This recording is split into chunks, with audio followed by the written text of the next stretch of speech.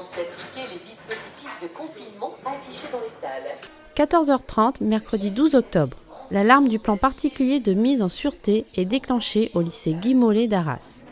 Élèves et personnel doivent se confiner. Suite au malaise d'une secrétaire, l'infirmière de l'établissement vient l'ausculter et appelle les secours. Elle apprend par les sapeurs-pompiers qu'un accident majeur s'est déclaré à l'entreprise Arkema de Feuchy. Un important nuage chimique et toxique d'ammoniac s'est diffusé dans l'air.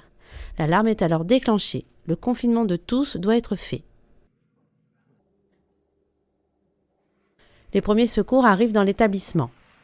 Tout cela n'est fort heureusement que le scénario d'un exercice dans le cadre de la journée de la résilience face aux risques naturels et technologiques. Il y a une dynamique qui a été mise en place par le gouvernement dès 2021.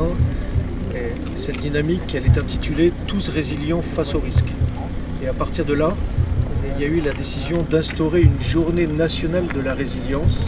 C'est la première journée nationale de la résilience, le 13 octobre 2022. Et chaque année, nous aurons une mobilisation particulière ce jour-là pour sensibiliser, informer, s'exercer à prendre ensemble les risques auxquels nous pouvons être confrontés. Du côté des sapeurs-pompiers, leur première mission est de vérifier qu'il ne reste personne à l'extérieur de l'établissement et que toutes les portes et fenêtres soient bien fermées.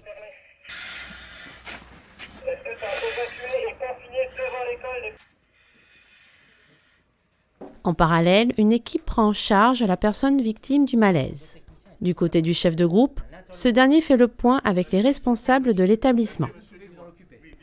Quelques minutes plus tard, c'est l'unité des risques technologiques qui arrive sur place. Des relevés de l'air sont effectués. Après 45 minutes d'exercice, le confinement est levé. Un exercice qui permet ainsi d'avoir de bons réflexes face aux différents risques. Et si celui-ci s'adressait à des élèves, l'objectif est que toute la population soit concernée. Donc ces risques, il faut les appréhender. Pour bien les appréhender, pour bien réagir, il faut déjà les connaître. Et c'est le travail qui est mené de façon préventive par l'éducation nationale, puisque nous sommes ici dans un lycée, nous nous adressons au public jeune parce qu'on leur apprend à être acteurs de leur sécurité.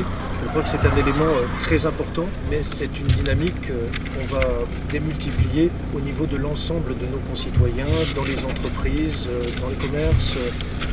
Vraiment, ça s'adresse à l'ensemble des Françaises et des Français. Cette acculturation du risque, elle doit être collective. Pour l'éducation nationale, mais aussi pour les sapeurs-pompiers, ce type d'exercice possède une réelle plus-value. C'est très important. On est habitué effectivement de faire des exercices type incendie, type attentat à intrusion. Celui-là est un peu plus complexe, un peu plus particulier.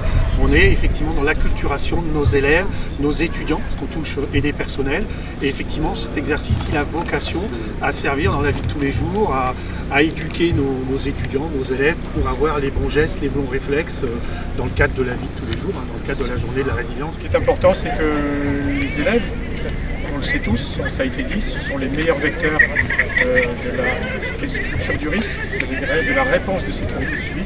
Et c'est bien que les élèves aujourd'hui de ce lycée voient les moyens qui pourraient être mis en œuvre à l'occasion de ce type d'événement.